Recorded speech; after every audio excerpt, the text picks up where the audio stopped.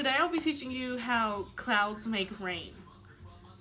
All you will need is shaving cream, a mason jar, water, and food coloring for whatever color you want the rain to be. So you will pour the water into the mason jar halfway, like so.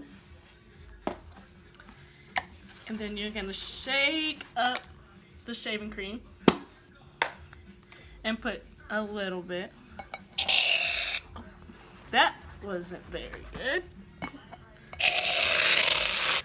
Like that. And then you're going to add, I'm going to use blue food coloring to represent water. And you're just going to pour some